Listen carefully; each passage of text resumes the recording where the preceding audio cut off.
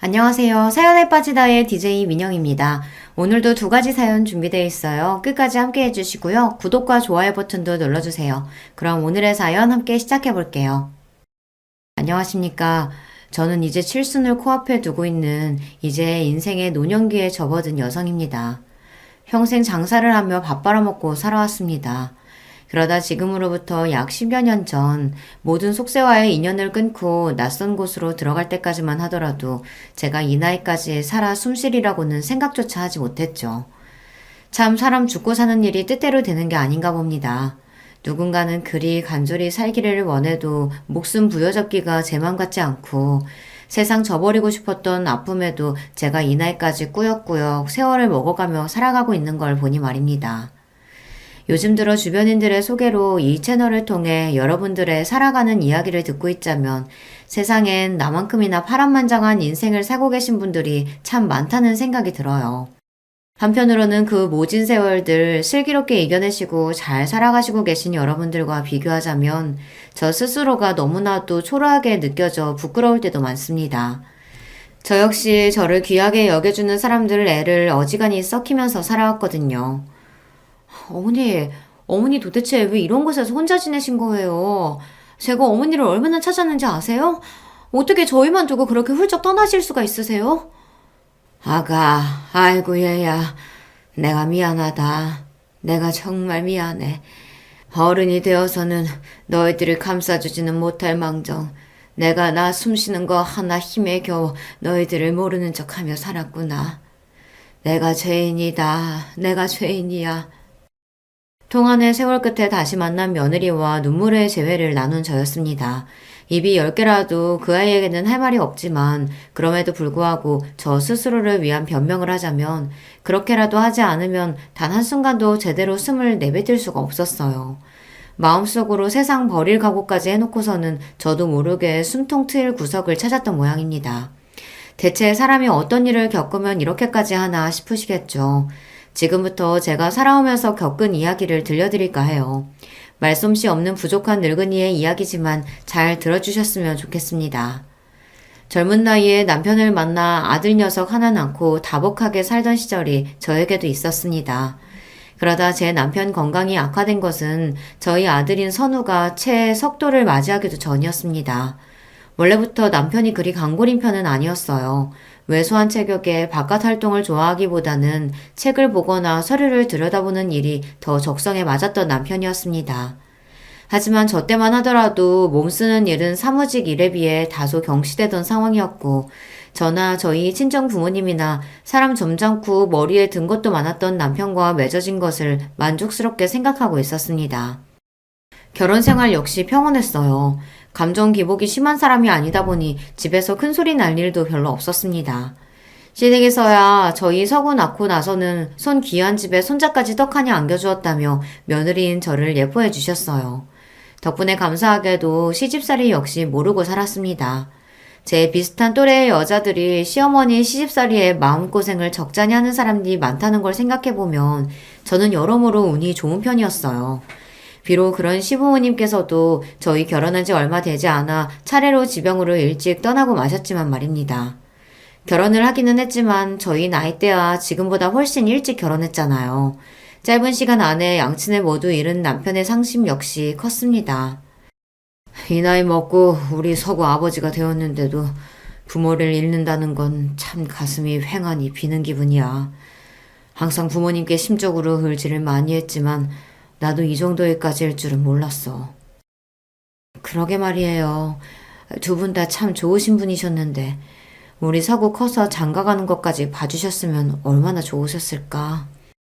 저 역시 그런 남편을 진심으로 안타까워했습니다. 제 남편에게 따스하고 정 많은 성정을 물려주신 만큼 제게도 정을 많이 주신 시부모님이셨으니까요. 초저녁부터 꾸벅꾸벅 졸고 있는 서구를 바라보며 남편이 다짐했습니다. 나는 나중에 우리 서구가 젊은 나이에 이런 상실감 느끼지 않도록 정말이지 오래오래 우리 아들 곁에 있어줘야겠어. 버팀목이 될 수 있는 부모로 오래 곁을 지켜주는 것도 부모된 도리로서 자식에게 해줘야 할 일인 것 같아. 당신 말 잘했어요. 그러니까 앞으로는 술도 좀 줄이고 담배도 끊고 우리 서구 장성하는 거 보려면 그래야 되지 않겠어요? 애주가까지는 아니더라도 식사 때마다 반주를 곁들이기 즐기는 남편에게 은근한 눈총을 주던 저였기에 남편 말에 반색을 했습니다. 어찌되었든 남편 곁에 오래 머물러 주려고 마음먹은 남편이었으니 제 마음 역시 흡족할 수밖에 없었죠. 하지만 사람의 수명이라는 것이 어디 제 마음대로 되는 일이랍니까? 아무리 자기 자신의 것이라지만 인간의 생로병사만큼은 자기 스스로도 어쩔 수 없는 세상 이치인 법이죠. 가슴이 아팠다는 것은 남편에게는 그 시기가 너무 이르게 찾아왔다는 겁니다. 여보, 당신 괜찮아? 세상에 낯빛 좀 봐. 대낮에 남편 직장으로부터 걸려온 전화에 불이 나게 달려간 병원에서 남편 낯빛을 보고 그만 심장이 쿵 떨어지는 것 같았습니다. 남편의 병명은 급성 심근경색이었어요. 지금이야 병원도 잘 되어 있고 심장 관련 질환도 미리 대비하면 충분히 관리할 수 있지만 당시로서는 남편처럼 이른 나이에 심장병이 오는 경우가 많지는 않았습니다. 저희 부부 입장에서는 청천벽력과도 같은 소식이 아닐 수 없었어요. 괜찮아, 여보. 창백하게 질린 낯빛으로도 놀란 저부터 달래는 남편이었으나 남편이 자리를 털고 일어나는 일은 결코 벌어지지 않았습니다. 그렇게 남편의 투병 생활이 시작되었죠. 내가 당신 애를 너무 먹인다. 남편이 돼서 아내한테 의지가 되어주지 못할 망정 이렇게 짐이 되니 내가 정말 미안해 여보. 도대체 무슨 소리라는 거야. 부부끼리 그런 말이 어딨어. 그런 말 할 시간에 더 힘내서 밥이라도 한술 더 뜨고 나랑 살살 산책도 다니고, 응? 정말이지 혼신의 힘을 다해 간병에 제 모든 열의를 쏟았습니다만 남편의 병세는 좋아질 기색을 보이지 않았어요. 슬슬 말문이 트여가고 있던 저희 아들 서구의 기억 속에 남아있는 아버지 모습은 항상 병상에 드러누워 있는 모습이었습니다. 서구야, 아버지가 건강하지 못해서 함께 놀아주지도 못하고 미안해. 우리 아들. 아니에요. 괜찮아요. 제 아버지가 어떤 심정으로 그 말을 하는지 이해하기에 아들은 너무 아직 어렸습니다. 그럼에도 순하게 대답하는 모양새가 저희 아버지 판박이었어요. 그런 부자의 모습을 바라보면서 마음 한켠이 시큰해졌습니다. 남편과 이별할 시간이 가까워졌음을 본능적으로 깨달을 수 있었어요. 그렇게 아들이 5살을 겨우 넘겼을 때 남편은 세상을 떠나고 말았습니다. 벌써 오랜 시간 이별을 준비해온 저희 부부였으나 막상 남편이 떠나고 나니 그런 준비는 제게 전혀 마음의 위로가 되지 못했어요. 비록 부모님들 주선으로 만나 결혼한 남편이었지만 진심으로 남편을 사랑했습니다. 남편은 좋은 사람이었고 무엇보다 제게 목숨보다 귀한 아들 서구를 준 은인이었으니까요. 그런 사람이 이 젊은 나이에 내도록 고통스러워하다 결국 세상을 등졌다고 생각하니 마음이 천갈래 만갈래로 찢어지는 듯 했습니다. 정말이지 제 곁에 저희 서구가 없었더라면 그때 제가 어떻게 되었을지 제 스스로도 장담을 하지 못하겠어요. 남편이 이 세상에 없는 사람이 되어도 그래서 더는 살고 싶지 않은 마음에도 불구하고 때가 되면 자식 새끼 입에 밥 물려줘야 하고 해지면 잠 재워야 했어요. 엄밀한 그런 거였습니다. 나 힘들다고 내 자식까지 내놓을 순 없는 노릇이었어요. 그나마 다행이었던 건 시부모님이나 남편이나 저희 모자에게 남겨준 재산이 적은 편은 아니었다는 겁니다. 물론 그 돈으로 저희 모자가 평생 놀고 먹을 정도까지는 아니었지만 적어도 우리 서구 잘 키울 수 있도록 기반을 다지는 데에는 부족함이 없는 액수였어요. 이제는 제법 종알종알 말이 많아져 어린이 티가 나는 아들 녀석을 친정에다 맡기고 제 가게를 꾸리기 시작한 것 또한 그 무렵이었습니다. 남편을 떠나보내고 제가 처음 시작한 일은 바로 만두 가게였습니다. 제가 저녁적부터 만두는 기똥차게 잘 빚었거든요. 저희 친정어머니께서도 만두만큼은 내가 네 솜씨 못 따라간다고 하시며 극찬해 주셨던 만두였습니다. 저 역시 다른 건 몰라도 만두는 자신 있었어요. 가게 시작하기 전에도 제 만두 맛보신 지인분들이 서구 엄마 만두 장사하면 대박 날 거라고 엄지손가락을 치켜 올려주시곤 했으니까요. 비록 나 당신 절대 고생 안 시킨다며 식당 이야기가 나올 때마다 말도 못 꺼내게 하는 남편 말 앞에서 번번이 가로막혔지만 말입니다. 그런 남편이 떠나고 없으니 이젠 저 살림만 하게 해주겠다며 붙잡을 사람도 없었어요. 그런 남편이 그리운 마음이야 가실 줄은 몰랐으나 산 사람은 살아야 한다는 잔인한 삶의 진실 앞에 저 역시 변해야만 했습니다. 만두 맛도 맛이었지만 젊은 나이에 외아들 하나 남기고 세상 떠난 남편과 그리 남편 보내고 홀로 남은 저를 가엾게 여겨주신 지인분들께서 주변에 열심히 영업을 해주시는 덕분에 만두 가게 장사는 제법 잘 되었습니다. 처음에는 가게 규모도 작고 어찌되었든 저 혼자 으쌰으쌰 끓여가던 만두 가게 손님이 늘어나면서 저 혼자로는 도저히 감당되지 않을 지경이 될 정도로 말이죠. 그렇게 만두 가게 연 지 채 3년도 되지 않아 제 밑에 직원들까지 두게 되면서 만두 가게를 증축해 이전하게 되었어요. 당초 만두 가게를 시작할 때 제 예상보다도 더 큰 성과였습니다. 그러는 와중에도 아들 녀석은 무럭무럭 자라났어요.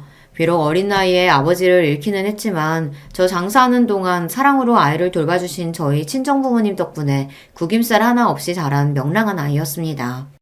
저야 장사로 늘 바쁘니 아이 깨기 전에 나갔다가 깜깜한 밤 아이가 잠든 모습을 겨우 보고 쓰러져 잠드는 경우가 많았죠. 저 녀석 잘 키우겠다고 하는 고생인데 막상 자식 새끼 크는 것도 제대로 못 보고 이 귀한 시절 지나가고 있다고 생각하자 가끔은 허무한 마음이 들 때도 있었습니다. 하지만 아무리 저희 가게가 형편이 좋고 도와주시는 어른들까지 계셔 다른 아이 혼자 키우는 어머님들에 비해 상황이 좋다고는 해도 여자 혼자 아이 키우는 게 쉬운 일이 아닌 건 변함없었습니다. 가끔 혼자서 이 모든 것을 건사해야 한다는 버거움에 힘겨워 베개에 얼굴을 콱 묻고 숨죽여 우는 일도 적지 않았습니다.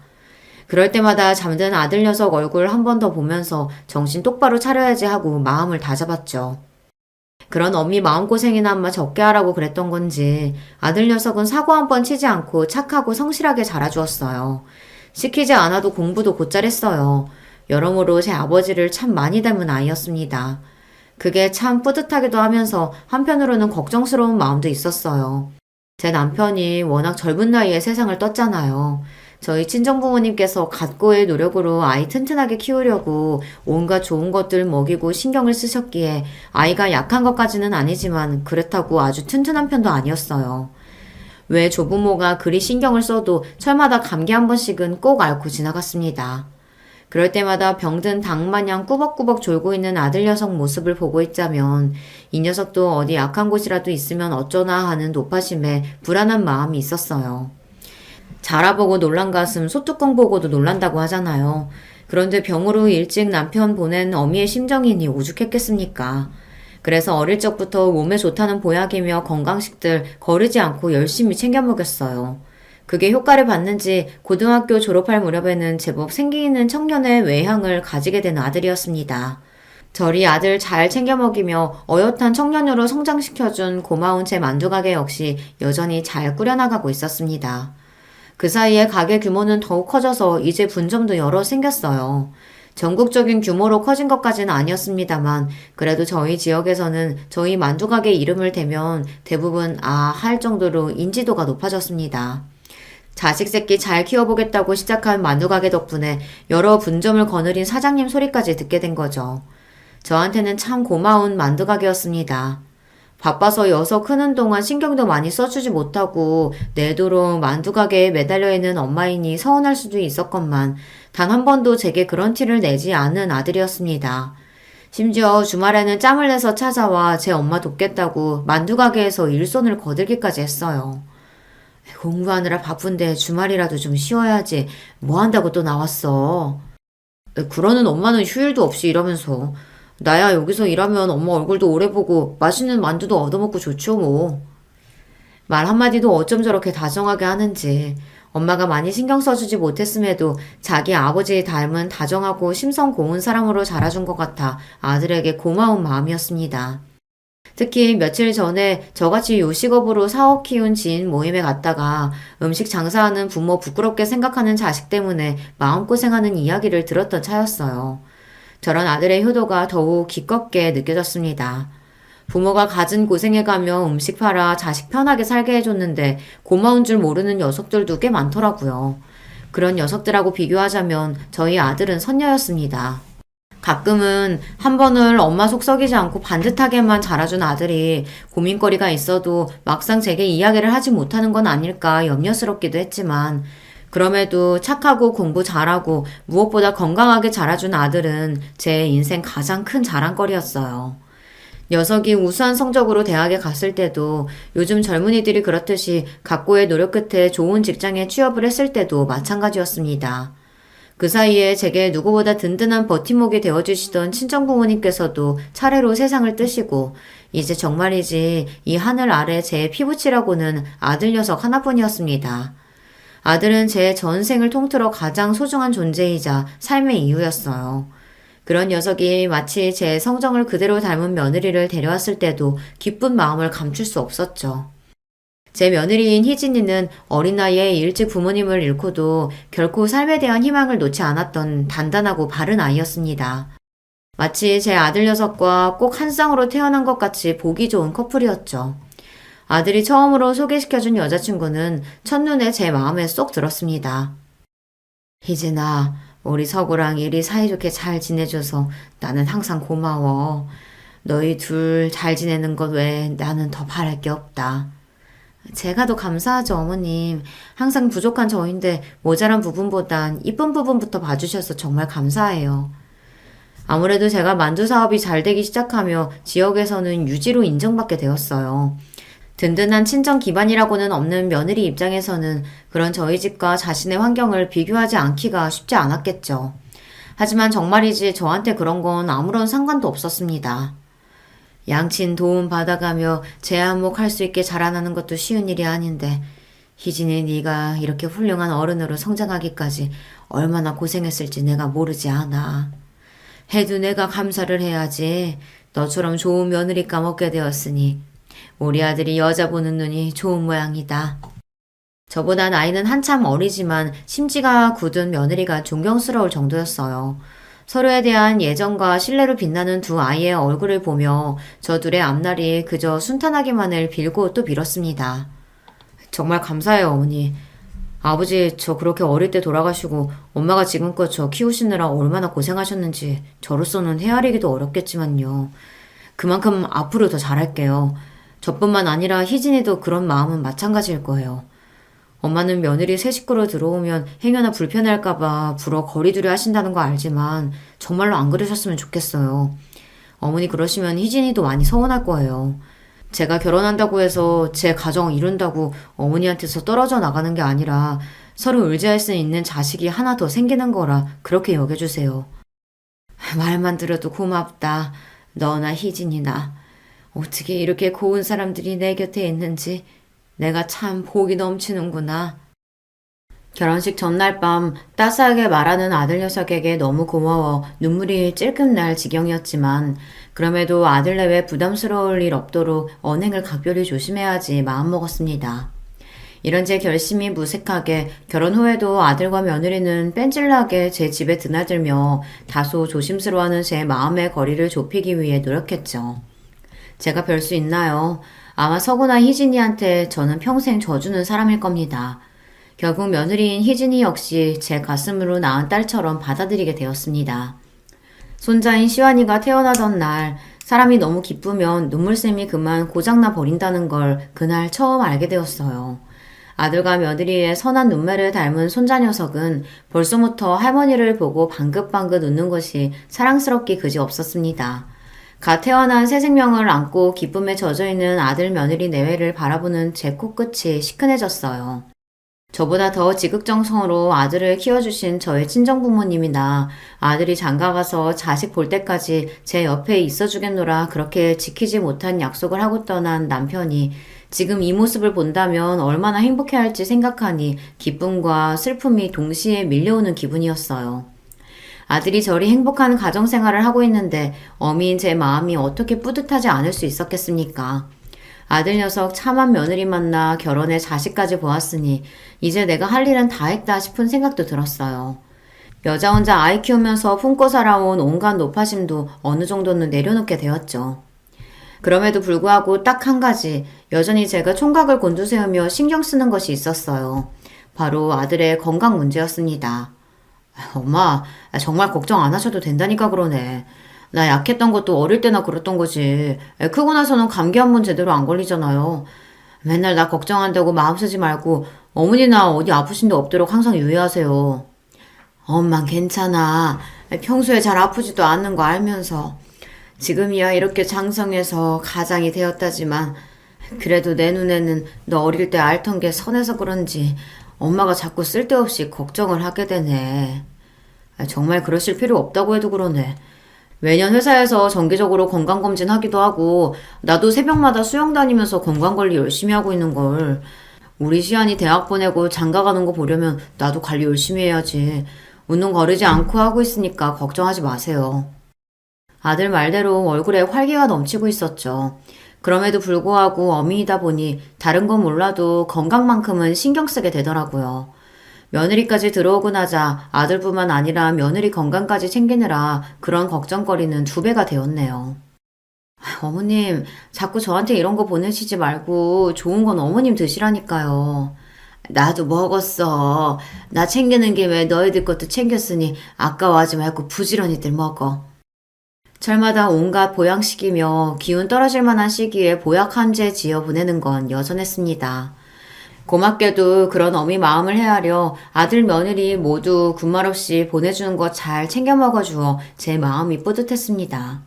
그래, 이만하면 저 아이들도 제 자식 제대로 건사할 때까지 건강하게 잘 버텨주겠지. 조금씩 마음을 놓기 시작했어요. 그날은 여느 때와 다름없는 날이었습니다. 제가 장사를 업으로 삼아 사는 사람이다 보니 한창 바쁜 시간에는 정신이 하나도 없었지만 평생을 일이 살다 보니 그건 역시 익숙한 일 중 하나였죠. 그렇게 가장 바쁜 일을 해결하고는 이제는 그 수가 더 늘어난 직원들에게 나머지 일을 맡기고 집으로 향하는 중이었습니다. 아직 직장에서 열심히 일할 시간인 아들에게 전화가 왔어요. 그래 서구야. 너 이 시간에 웬일이야? 아직 회사 아니야? 오늘은 일이 좀 일찍 마쳐서요. 오랜만에 우리 엄마 목소리도 듣고 싶고. 자주 저를 들여다보며 살뜰하게 저를 챙기던 아들 며느리가 회사 일이 바빠졌다며 제대로 얼굴을 보지 못한 지 벌써 보름 가까이 되어가고 있었어요. 저도 사는 게 바쁘다 보니 아들을 마지막으로 본 지가 벌써 이렇게 되었나 싶었습니다. 그러게 바쁘다고 얼굴도 제대로 못 보고 일이 살아서 될 일이 아닌데. 아들 저녁은 먹었어? 오랜만에 엄마가 저녁 해줄까? 그럴까? 오늘은 간만에 엄마가 해주는 밥 먹고 엄마 집에서 자고 갈까? 아유, 희진이 허락부터 받아야지. 그렇게 말하면서도 내심 오랜만에 제 집에서 자고 가겠다는 아들 말에 설레기 시작했습니다. 그 나이를 먹어서도 아들 말 한마디에 일이 기분이 최고로 좋아질 수 있다니 저도 참 고슴도치 엄마라는 생각이 들었어요. 그렇게 아들 좋아하는 창거리 하려고 바리바리 장을 봐서는 집으로 돌아갔습니다. 아들 녀석과 오랜만에 오붓하게 단둘이서 저녁도 해먹고 차도 마시고 참 좋은 저녁이었어요. 그저 오늘만 같았으면 싶었죠. 하지만 저도 엄마 아닙니까? 불어 아무렇지 않은 척하는 아들 얼굴에서 차마 하지 못할 말이 있다는 걸 기민하게 알아채버리고 말았습니다. 서구야, 엄마한테 할 말 있지? 제 말에 눈을 크게 뜬 아들이 잠시 말이 없었어요. 저녁 시간 내내 미소를 잃지 않던 아들의 입가가 서서히 일그러지기 시작했습니다. 떨리는 아들의 입꼬리와 순식간에 붉어진 눈시울을 보고 직감적으로 불안감이 온몸을 덮쳐왔어요. 제가 암이래요. 제발 그 어떤 경우에도 듣고 싶지 않았던 말이 제 아들의 입에서 튀어나왔어요. 그대로 대답도 어떤 행동도 하지 못한 채 그저 경악에 차서 박제되기라도 한 듯 얼어붙어 있었습니다. 지난번 검진에서 이상이 있다고 해서 정밀검사 해봤는데 이미 암이 꽤 진행된 상태라고 그러네요. 위치도 안 좋고 전이 되었을 확률도 높다고 하고 차마 자식이 되어서 어머니한테 드릴 수 없는 말씀이라 망설이다가 더는 미룰 수 없을 것 같아 말씀드리는 거예요. 벌린 제 입가와 허공에 맴도는 손이 파르르 떨렸습니다. 이윽고 제가 비명과도 같은 울음을 터뜨리고 말았어요. 서구야, 내 새끼, 내 아들, 왜 너한테 이런 병이? 어째서 너한테 이런 병이? 그건 절규에 가까웠습니다. 제 목구멍에서 이런 소리가 나올 수 있다는 게 소름이 끼칠 정도였어요.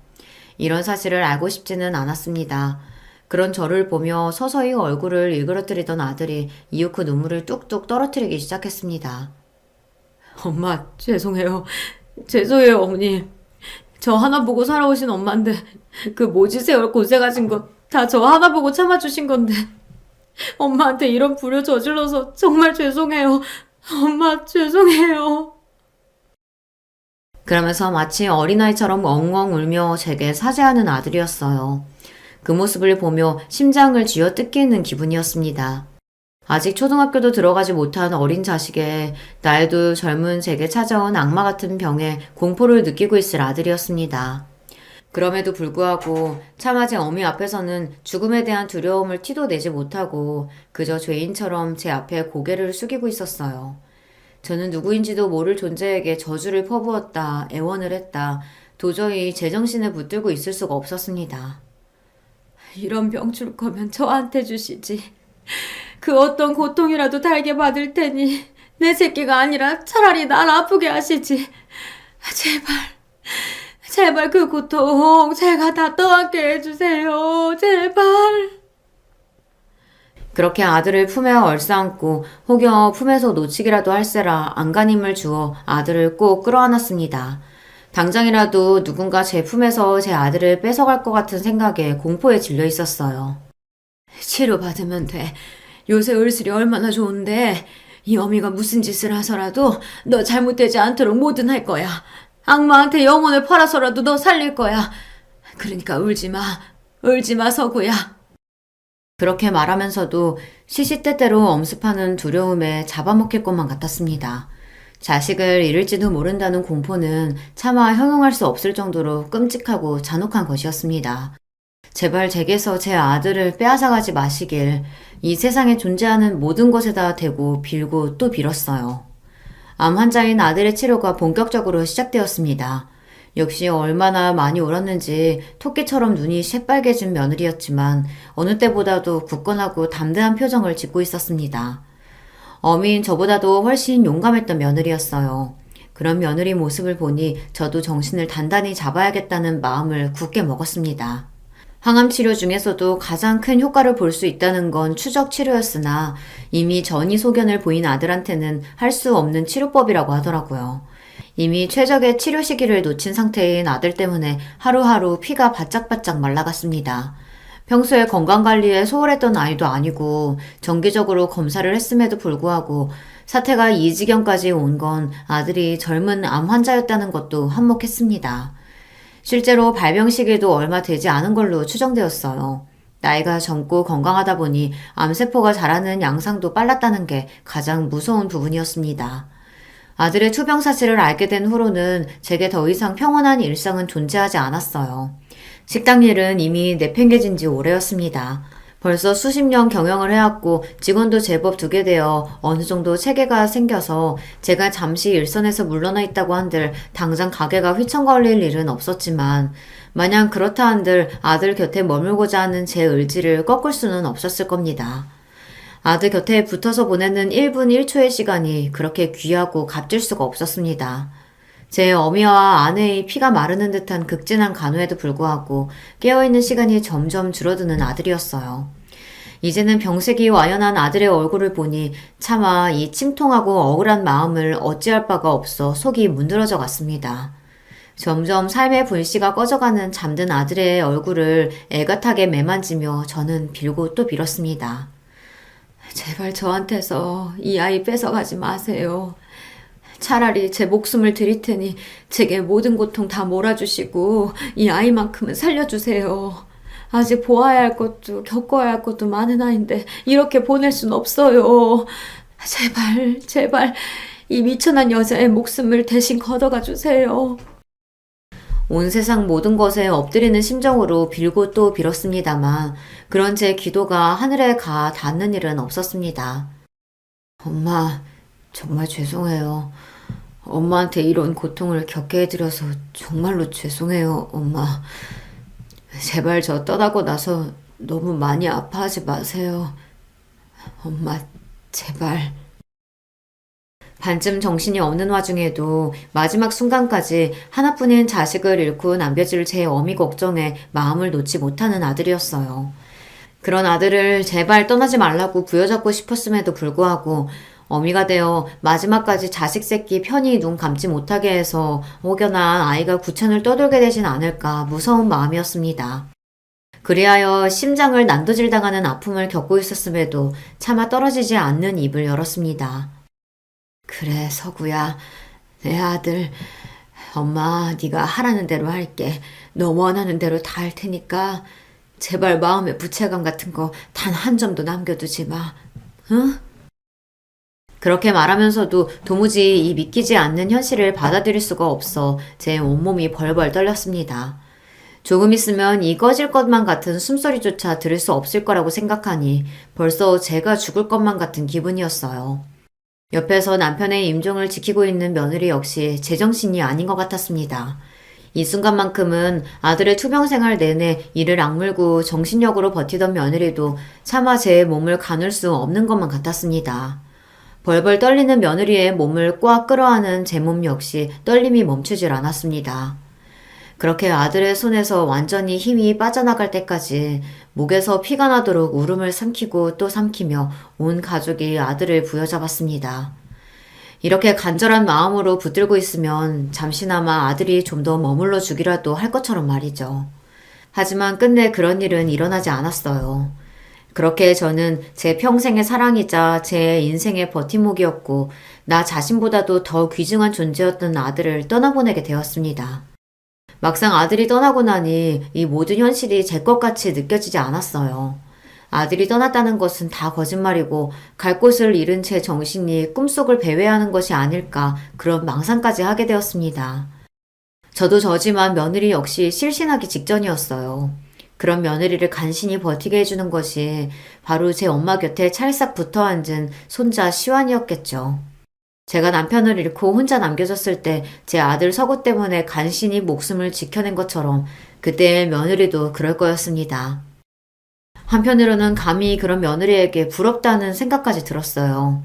새파랗게 젊은 나이에 남편을 잃은 고통이야 저 역시 겪어보았으니 그 참담함을 이해하지 않을 수 없었으나 아들 잃은 것은 정말이지 차원이 다른 문제였습니다. 아들의 숨이 멎은 이후로 제 인생은 그대로 멈춰버렸습니다.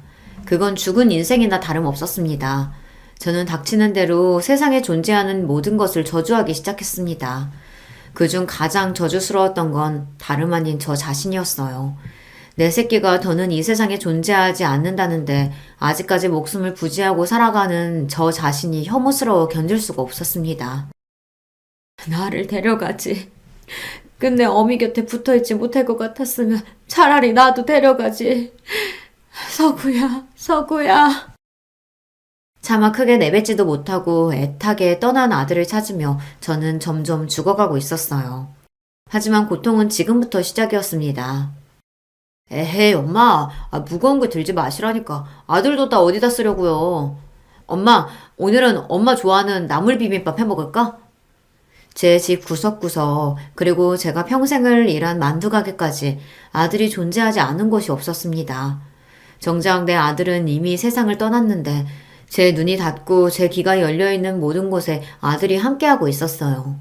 그런 아들의 흔적을 발견할 때마다 마치 아들이 되살아난 것 같아 기쁘다가도 이내 그것이 현실이 아님을 깨닫고 더 지독한 괴로움에 시달려야 했습니다. 애초에 제 몸으로 품어 제가 이 세상에 내놓은 아이가 아닙니까?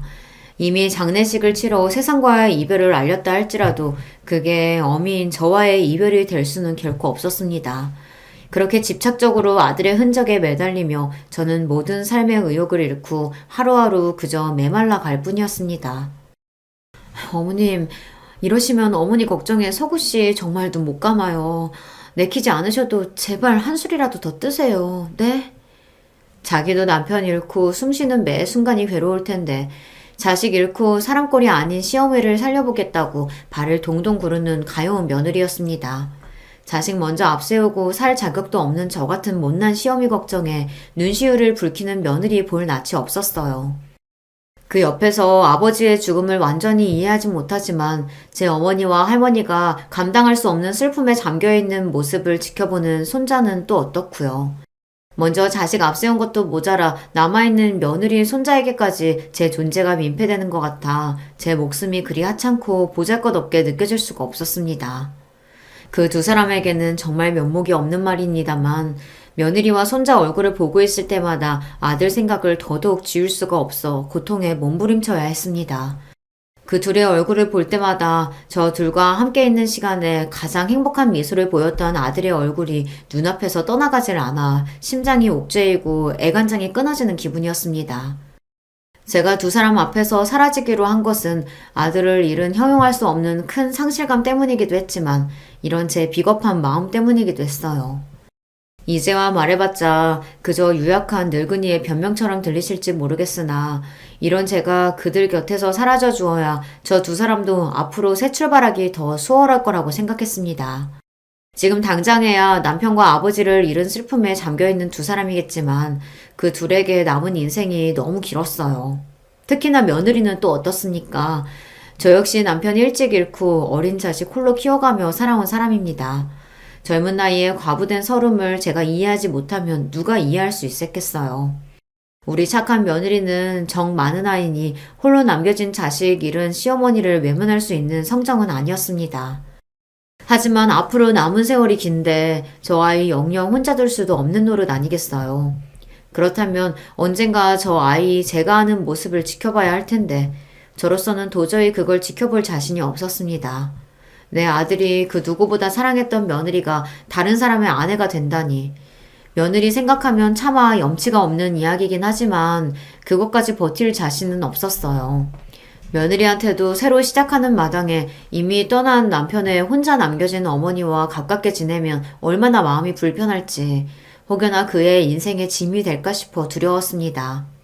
며느리와 손자 몰래 제 신변을 정리하기 시작한 것도 그래서였습니다. 제 복에 넘치는 행운이라 여겼던 제 사업의 성공 역시 더는 제게 기쁨으로 다가오지 않았습니다. 이치에 맞는 소리가 아니라는 건 알지만 내가 욕심을 조금 덜 부렸다면 혹시 내 아들 데려가지 않으시진 않았었을까 하는 말도 안 되는 생각까지 들 정도였어요. 세상 모든 일이 내 아들 데려가기 위한 일이었던 건 아니었을까 거의 망상에 가까운 생각들에 사로잡히기도 했습니다. 벌려놓은 사업장이 여러 곳이다 보니 본래 제대로 정리를 하고자 하면 긴 시일이 걸릴 일이었어요. 하지만 우리 서구 먼저 보내고 제가 얼마나 고통스러운 시간을 겪고 있는지 알고 계실 제 지인분들께서 두 팔 걷고 도와주신 덕분에 생각보다 정리를 수월하게 마칠 수 있었습니다. 넘길 수 있는 것들은 넘기고 정리할 것들은 정리하고 와중에 새로운 사장이 들어오더라도 기존의 직원들 고용을 보장해주겠다는 확답까지 받아내고 나서야 저는 모든 일에서 손을 뗄 수 있게 되었습니다.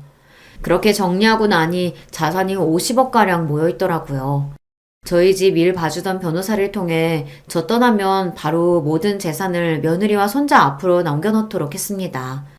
못난 시어미는 차마 이 버거운 현실을 견딜 수 없어 너희들 앞에서 사라지지만 그럼에도 남겨준 이 재산이 그 아이들 앞길에 조금이나마 고통을 덜어주기를 부디 내 사랑하는 며느리와 손자가 편히 살 수 있게 되기만을 바라고 또 바랬습니다.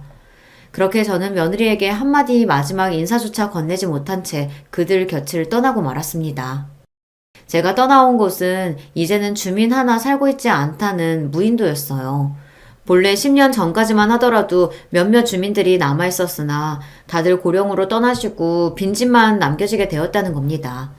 사실 제가 제대로 살고자 하는 마음이 있었더라면 제 귀한 며느리와 손자 남겨놓고 어떻게 그 먼 곳까지 갔겠습니까? 섬에 들어갈 때까지만 하더라도 저는 정말이지 딱 세상 버리고 싶은 마음뿐이었습니다.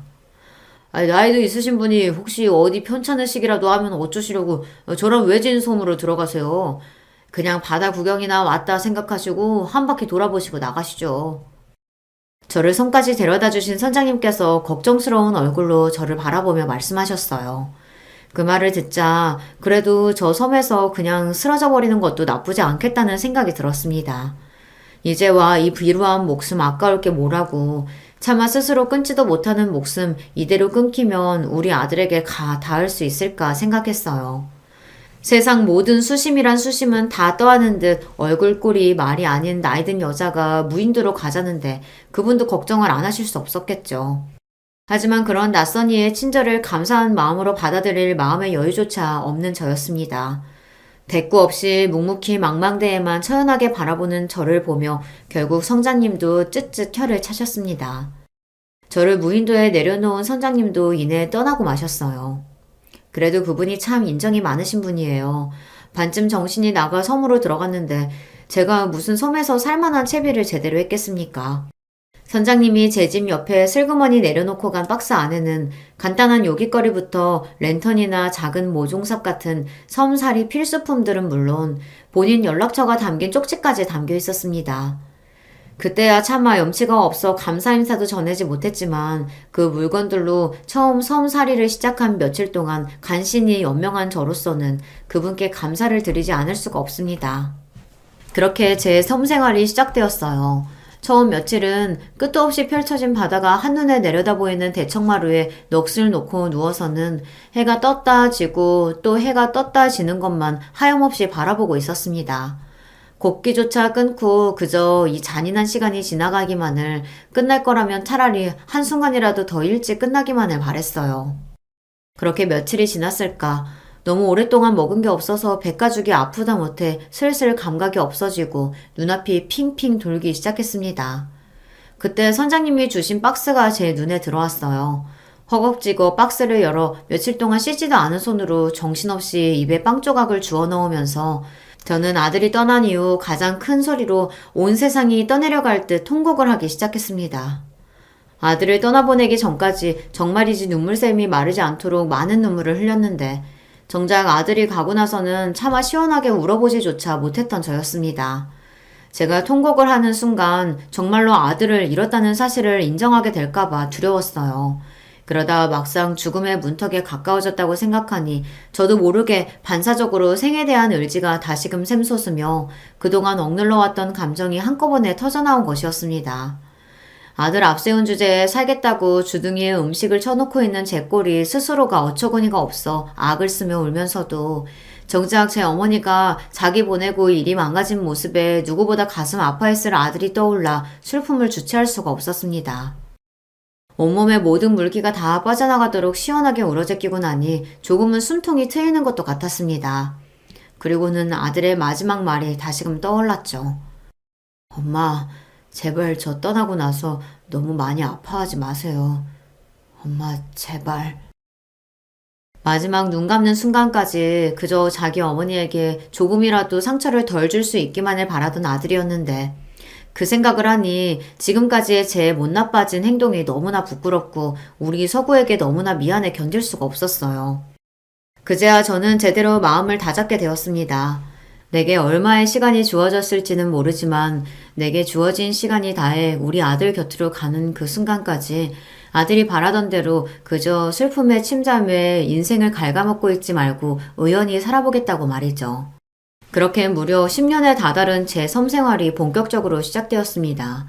그러나 아무리 마음을 그렇게 먹었다곤 하나 자식 앞세운 어미라는 것은 변함없는 사실이었기에 그 세월이 항상 평화로울 수만은 없었습니다.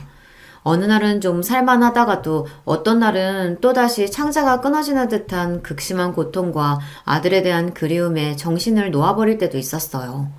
그런 견딜 수 없는 날에는 차라리 슬픔에 온몸을 맡기고 제 감정을 인정하기로 했습니다.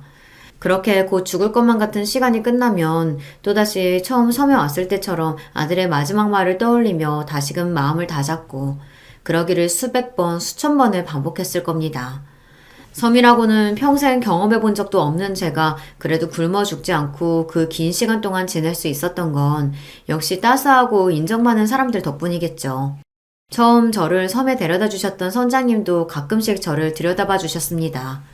무인도라고는 하나 근처에는 주민수가 제법 되는 작은 섬들이 여럿 있었기에 지나는 길에 이 늙은이까지 신경을 써주신 겁니다. 그분 통해서 근처에서 일 보시는 분들도 잊을만 하면 한 번씩 저를 들여다봐 주시는 바람에 큰 탈 없이 지낼 수 있었던 거죠. 참으로 감사하고 또 감사한 인연입니다. 그날 역시 제가 손수 농사지어 만든 소박한 밥상으로 끼니를 해결하고 여느 때처럼 평화로운 바다를 물끄러미 내려다보고 있었습니다. 저쪽에 통통 배가 들어오는 것이 보이기에 오랜만에 선장님이 저를 찾아주셨나 싶었습니다. 욕이라도 하셔야지 싶어 겨우내 말려두었던 꽃감을 두어 개 뽑아 접시에 받쳐들고는 터벅터벅 배 대는 곳까지 내려갔습니다. 낯익은 성장님 얼굴을 여상하게 바라보던 제가 그만 그 자리에 우뚝 멈춰서고 말았습니다.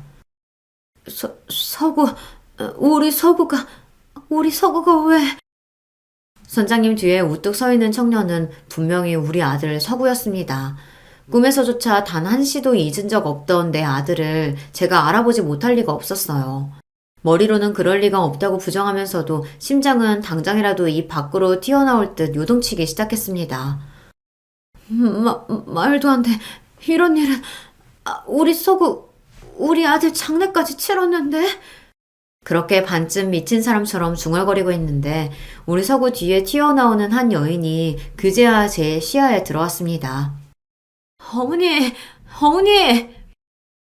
울부짖으며 제게 달려오는 그 여인은 다름 아닌 제 며느리 희진이었습니다. 10년 세월 동안 그의 눈가에도 주름이 잡혀 이제는 중년으로 들어선 모습이었으나 그럼에도 제가 그 애를 어떻게 못 알아볼 수 있겠어요. 갑작스럽게 나타난 그리워 마지 않던 이의 얼굴에 어쩔 바를 몰라하는 저를 며느리가 있는 힘껏 끌어안았습니다. 어머니, 어떻게 이렇게 사람 하나 없는 외딴 섬에 왜 이런 곳에 혼자 계신 거예요? 우리 시완이 두고 저를 두고 어떻게 이러실 수가 있어요, 어머니? 제가 도망이라도 갈까 싶었는지 늙은이 몸을 바스러지도록 끌어안은 며느리가 통곡을 하며 제게 원망을 쏟아냈습니다. 그렇게 끌어안긴 채로 아들이 있는 쪽을 바라보니 그제야 그 사람이 제대로 보이기 시작했어요. 분명 우리 서구와 쏙 닮은 얼굴이었으나 이제 보니 갓 20을 넘겼을까 싶은 앳된 모습이었습니다. 맞아요. 순간 제 아들로 착각할 정도로 제 아들을 쏙 빼다 닮은 제가 떠나있던 10년 동안 이제는 장성한 청년이 되어버린 제 손자 시완이었습니다. 역시 떠난 아들이 아니었음을 깨닫자 다시금 슬픔의 눈물이 흘렀습니다. 그러면서도 제가 사랑한 제 아들의 모습을 그대로 간직한 무려 10년 만에 만난 손자를 보자 샘솟는 사랑에 애틋한 마음이 넘쳐흐를 것만 같았습니다. 그렇게 며느리와 시간이 얼마나 흐른지도 모를 정도로 지난 세월의 회환과 그리움을 눈물로 쏟아내고서야 자초지정을 들을 수 있었어요. 어머니 사라지시고 제가 지금껏 전국에 수소문해보지 않은 곳이 없었어요. 차마 이 먼 무인도까지 들어오셨을 줄은 저 선장님 아니셨으면 영영 몰랐을 거예요. 애끓는 저희 사연을 곁에서 묵묵히 듣고 계시던 선장님이 말씀하셨어요. 네, 아주머니 보통 사연 지닌 분 아닐 거란 생각은 했지만 모진 세월 견디느라 참 고생 많으셨겠소. 이제 며느리 마음고생 그만 시키고 손자랑 며느리 따라 올라가세요. 그 말에 제가 고개를 푹 숙였습니다. 무려 10년입니다. 저 살겠다고 생떼 같은 손자와 며느리 내팽개치고 여기까지 도망친 주제에 이제와 무슨 염치로 저들을 따라간단 말입니까? 하지만 며느리는 단호했습니다. 어머니 모셔갈 거 아니었으면 애초에 어머니 찾을 생각도 안 했을 거예요. 미안한 게 있으시면 제 곁에서 갚으시고 저도 그동안 저희 두고 가신 서운한 마음 어머니한테 다 풀 거예요. 행여나 안 가시겠다는 말씀은 하실 생각도 마세요. 오랜만에 만나는 할머니라 어색해 쭈뼛대면서도 손자도 살포시 제 손을 잡으며 말했습니다. 할머니, 저랑 같이 살아요. 어릴 때 저 많이 예뻐해 주셨잖아요. 저도 할머니랑 같이 살고 싶어요. 네? 차마 염치가 없으면서도 제가 손자인 시완이 부탁을 거절할 수 있는 날은 결코 오지 않으리라는 걸 직감했습니다. 저 역시 이제는 떠난 우리 아들 서구가 남겨준 저 귀한 인연과 더는 떨어져 살고 싶지 않았습니다. 그렇게 저는 장장 10여 년의 섬생활을 마치고 며느리와 손자 손에 이끌려 다시금 아들과 함께 있던 그곳으로 돌아가게 되었습니다.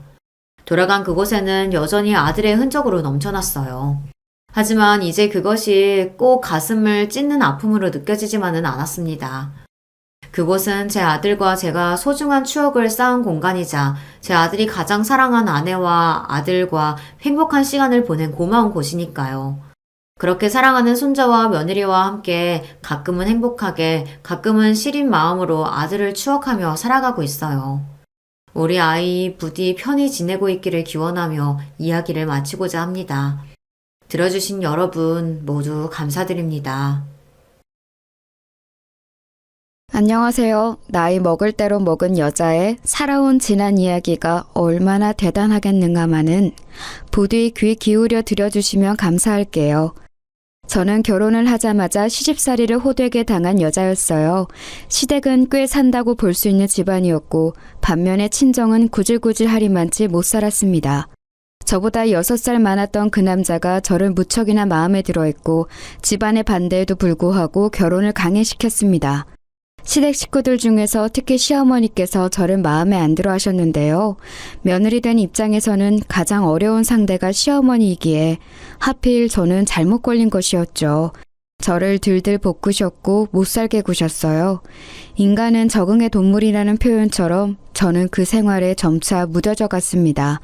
가슴속에는 서러움 가득한 피멍이 들었지만 적어도 겉으로는 내색을 하지 않고 시어머니께서 뭐라고 하시든 네 하고 말 정도의 의연함을 갖추게 되었죠. 살다 보면 사라지는 게 결혼 생활이라고 여겼어요. 단 하나의 커다란 문제에 직면하기 전까지는 그랬네요. 가장 힘든 문제, 그것은 바로 제가 아들을 낳지 못했다는 것입니다. 저는 딸만 하나 낳았거든요. 낳는다는 게 기껏 꼴랑 딸년 하나 낳아놓고서 몸 아프다고 오만 유세 지랄을 다 떨더니 그 이후로는 임신도 안 하고 자빠졌네. 그래가지고 대관절 어느 세월에 우리 집 아내 대를 이을 떡두꺼비 아들을 낳을 거야? 뭐 이딴 게을러 빠진 것이 다 있어? 제가 둘째를 임신 못하는 상황을 두고 게을러 빠졌다고 욕을 하신 시어머니. 지금 생각하면 그 지독한 압박감과 스트레스 때문에 임신이 계속 안 되었던 거라고 판단이 됩니다.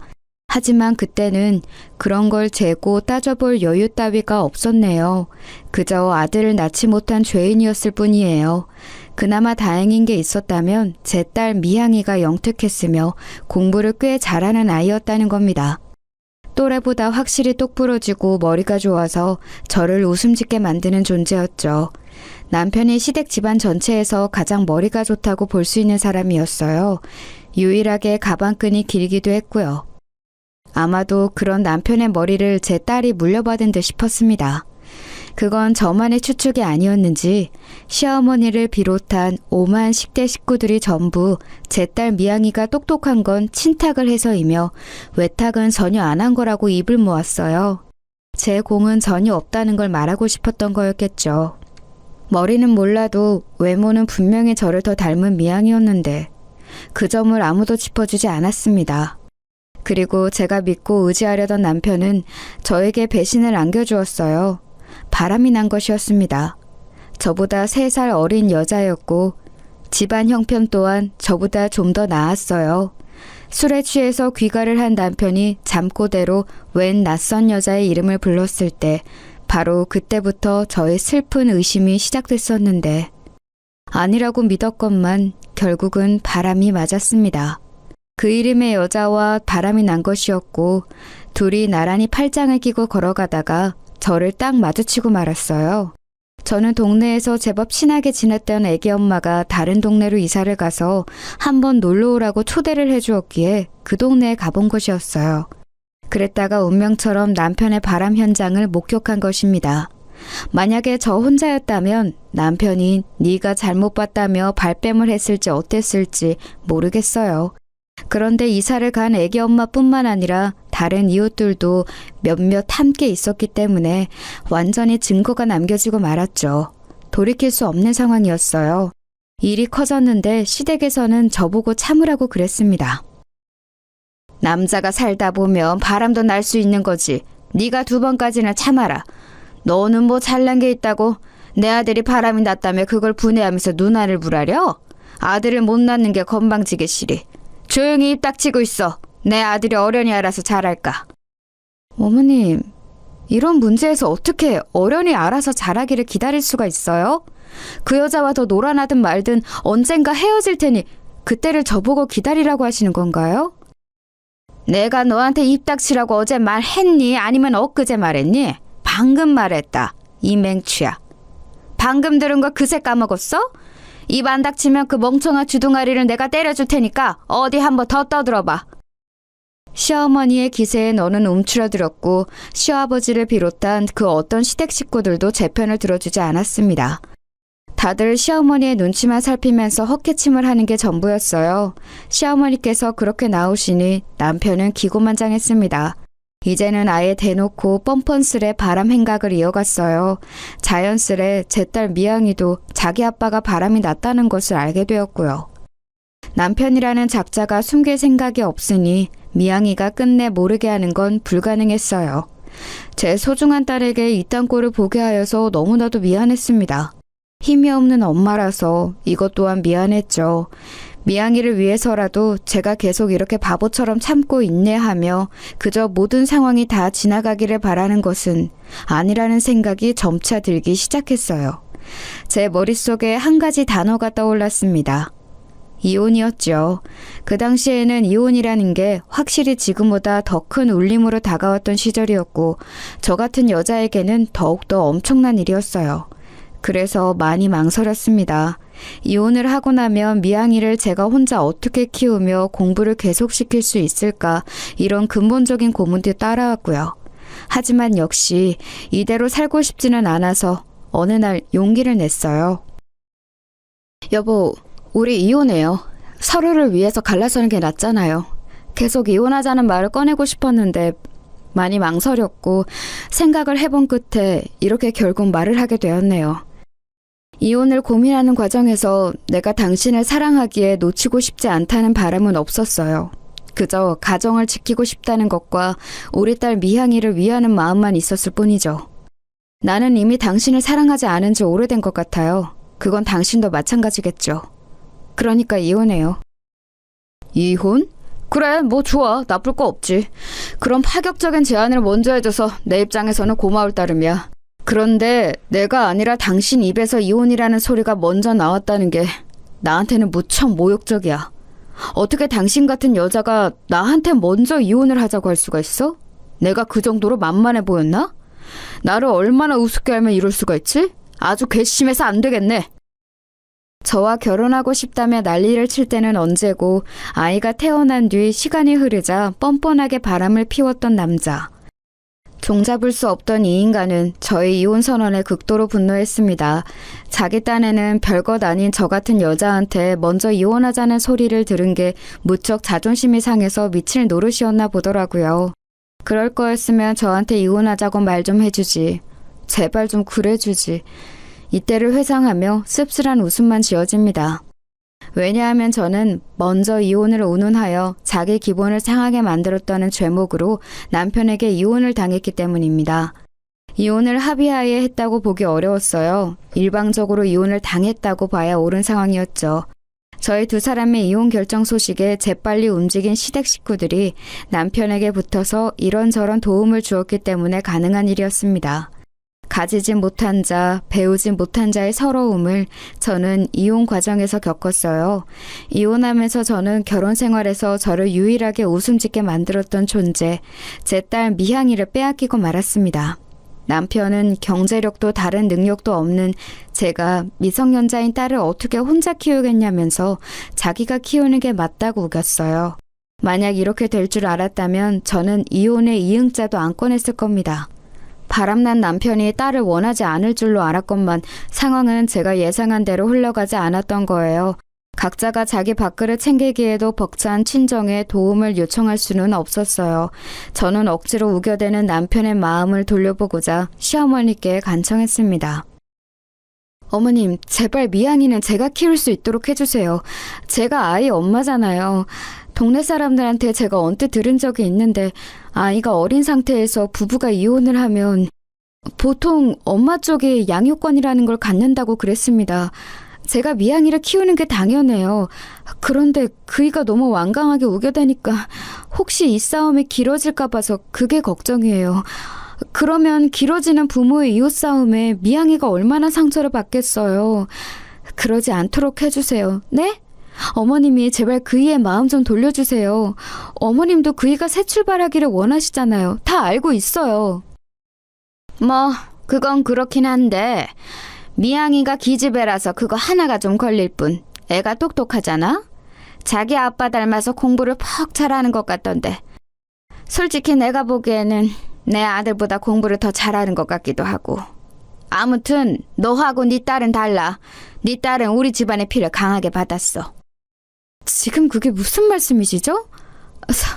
설마 미양이를 제가 키우는 것을 어머님도 반대를 하시겠다는 그건 아니시죠? 너도 잘 생각해라. 공부 잘하는 딸 대학까지 잘 보내고 싶으면 그 안 돌아가는 대가리를 잘 좀 굴려보라고. 네가 데리고 키워봤자 뭘 어떻게 잘해줄 수 있는데. 애가 공부하다가 모르는 게 있다고 물어보면 대답을 해줄 수 있기를 해. 아니면 그런 궁금증 싹 다 가시게 해줄 좋은 학원을 여러 군데 보내줄 수 있기를 해. 하나밖에 없는 딸 자식 앞길 망치지 말고 생각 잘하는 게 좋을 거야. 나도 솔직히 내 아들이 애 딸린 이혼남 되는 거 싫은데 내 소녀에 대한 일망의 정, 안타까움 이런 게 있어서 하는 소리야. 미양이 입장에서는 너랑 사는 게 장기적으로 독이야. 독! 그것도 맹독!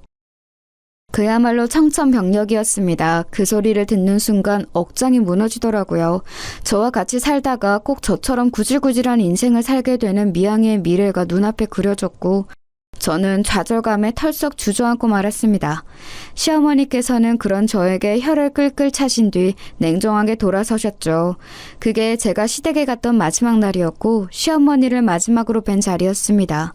터덜터덜 집까지 그 먼 거리를 걸어가면서 저는 생각하고 또 생각했어요. 무엇이 제 딸을 위한 길일까 한참을 생각해본 끝에 제 욕심을 접기로 했습니다. 제 주제에 딸을 데려가 혼자 키우려고 했던 것은 순전히 제 욕심에 지나지 않았음을 인정하였죠. 저는 남편에게 앞으로 미양이를 잘 키워달라고 당부했습니다. 지금까지보다 더 아껴주고 위해달라고 하였고 남편은 제가 미양이를 멋대로 찾아오지 않고 제 인생만 조용히 산다면 제멋집 딸내미 부럽지 않게 잘 키우겠다고 했어요. 저는 그러겠노라 약속하였죠. 이혼은 그렇게 마무리되었습니다. 남편에게 이혼 이야기를 꺼낼 때 상상하였던 그림과는 정반대였네요. 당당하게 미양이를 데리고 제2의 인생을 개척하러 떠나는 저의 모습을 잠시 그렸었건만 현실은 저 혼자 비참하게 떠나는 모습이었어요. 제 딸 미양이는 그런 저를 붙잡았습니다. 엄마, 왜 저를 두고 가세요? 저도 데리고 가세요. 엄마 없이 앞으로 저 혼자 어떡하라고? 혼자라니 네가 혼자야. 아빠가 계시잖아. 앞으로 아빠하고 잘 지내면 돼. 싫어요. 저는 엄마하고 살 거예요. 아빠 말고 엄마와 살고 싶다고요. 엄마, 그냥 저도 데리고 가주시면 안 돼요? 땡깡 부리지 않을게요. 밥 투정도 안 할게요. 사고도 안 칠 거고 그냥 조용히 공부만 열심히 할게요. 그러니까 제발 저 좀 데리고 가주세요. 네? 아니, 안 돼. 왜냐하면 내 인생에는 네가 필요 없기 때문이야. 네가 있으면 걸리적거려. 나도 이제 내 인생 좀 멋지게 살아보고 싶은데 네가 끼어들면 그게 어려울 것 같거든. 그러니까 너를 데려갈 수 없어. 앞으로 네가 어떻게 살든 나는 상관 안 할 테니까 열심히 잘 살아. 나는 나대로 잘 살아갈게. 엄마, 제가 혹시 엄마한테 잘못한 거라도 있었어요? 죄송해요. 다시는 안 그럴 테니까 용서해 주세요. 저 두고 가지 마세요. 엄마! 미양이가 울면서 외쳤지만 저는 냉정하게 돌아섰습니다. 저를 잡는 손길도 떼어냈고요. 그리고 집에서 한참 멀어지고 나서야 길바닥에 주저앉아 머리가 깨질 것처럼 아파올 때까지 울었습니다. 지나가던 사람들이 놀라서 저에게 다가왔다가 제가 가슴을 치면서 울자 안 됐다는 말들을 하면서 물러갔지요. 누가 보든 뭐라고 하든 상관이 없었어요. 지금 이 순간 제가 세상에서 가장 못난 엄마가 되었다는 사실만이 남아서 제 가슴을 후벼 파고 있었습니다. 저는 분명 제가 원할 때 미양이를 보지 못하고 살아갈 텐데 언제 어느 때에 다시 볼지 모르는 모녀 관계였고 남편은 금세 재혼을 할 사람이었으니 미양이에게는 계모가 생길 예정이었죠. 그러니 제가 최대한 아무렇지 않게 구는 것이 미양이를 위한 길이라고 생각했어요. 그래야 제가 없는 생활에 이를 악물고 적응하면서 살아갈 테니까요. 제가 미적지근하게 굴면 괜히 자기 아빠와 계모를 원망하면서 어긋날까봐 그게 걱정됐습니다. 미양이를 위해서 그렇게 행동을 한 것이었지만 너무 큰 상처를 줘버린 걸까봐 후회도 조금 됐었네요. 하나뿐인 자식에게 미움을 받아버렸다는 것 정도는 괜찮았어요. 이건 아무렇지 않았어요. 가족에게 미움받는 건 이미 남편과 시댁 식구들이 저에게 선사해준 바가 있었으니 익숙했죠. 다른 건 어찌되든 상관없으니까 내 딸 미양이만 건강하게, 행복하게, 자기 꿈을 멋지게 펼치면서 그렇게 살 수 있으면 좋겠다. 그러면 내가 여한이 없을 거야. 눈물을 훔치며 일어난 저는 반쯤은 의도치 않게 펼쳐진 제 인생의 이막을 향해 걸어나갔습니다. 저는 우선 시골에 사는 친정언니 집으로 갔어요. 거긴 형부의 고향이기도 했죠. 이혼당하고 자식까지 빼앗긴 저를 불쌍히 여긴 친정언니는 지난 세월 신경 못 써줘서 미안하다고 하며 저에게 거처를 마련해주고 싶어 했습니다. 마음씨 좋은 형부가 동의를 해줘서 저는 그 집에 머물게 되었어요. 시골의 일손을 주로 돕는 일을 하며 지냈습니다. 언니와 형부에게 고마웠고 머리에 잡념을 지우고 싶은 마음도 있어서 저는 꽤 한 번 안 부리고 열심히 일을 했어요. 1년 하고도 2개월을 그곳에 있다가 이제는 떠날 때가 된 것 같아서 짐을 쌌습니다. 제가 그곳에 도착했을 때와는 다르게 생기 있는 얼굴로 떠나겠다고 하자 언니와 형부도 안심되는 얼굴로 웃어주었죠. 그런데 생각지도 못한 일이 벌어졌어요. 그 시골 마을의 유지라고 할 수 있는 어르신께서 그간 저를 눈여겨보셨던 겁니다. 그분께서는 제가 떠났다는 걸 아시자마자 안타깝고 놀라워하시면서 친정언니에게 이런 말씀을 넌지시 건네셨어요. 내가 건너 아는 사람의 일인데 그 양반의 며느리가 사고로 세상을 떠나서 아들이 혼자가 됐거든. 손자 하나, 손녀 하나 이렇게 둘이 있다던데 그 아들 녀석이 바깥일만 할 줄 알지 살림 같은 것과는 영 인연이 없나 보더라고. 어찌 애들을 계속 혼자 키울 수 있겠어. 일찍 결혼했던 탓에 나이도 아직 젊은데. 그러니까 저를 그 지인의 아들이라는 사람과 붙여주고 싶다는 의미였습니다. 친정언니에게서 그 이야기를 전해들은 저는 황당무계한 이야기라고 생각했고 그대로 대답을 해주려고 그랬어요. 하지만 뭔가 제 입에서 머뭇거림이 먼저 나갔습니다. 거절의 말이 얼른 안 나가더라고요. 아주 이상한 일이었죠. 제가 망설이는 사이 친정언니가 남녀 일은 생각처럼 어차피 흘러가지 않으니 부담 가지지 말고 그 상대와 한번 만나서 인사나 나눠보는 게 어떻냐고 그랬습니다. 친정언니로서는 그 동네에서 힘 있으신 분이 주신 제안을 거절하기 어려운 모양이었어요. 그래서 저는 거절할 도리가 없는 것처럼 굴며 그 상대의 얼굴이나 보겠다고 그랬습니다. 어이가 없었던 건 상대는 아예 생각도 못하고 있었다는 점이에요. 바쁘게 살고 있던 어느 날 부친을 통해서 멀리 알고 지내는 지인이 웬 여자 하나를 너에게 소개시켜주고 싶다고 한다는 소리를 들은 거였죠. 당황한 그 사람은 거절하려고 했으나 딱히 거절한 명목이 없어서 어쩔 수 없이 자리에 한번 나와보게 되었어요. 그게 제 남편과 저의 만남이었죠.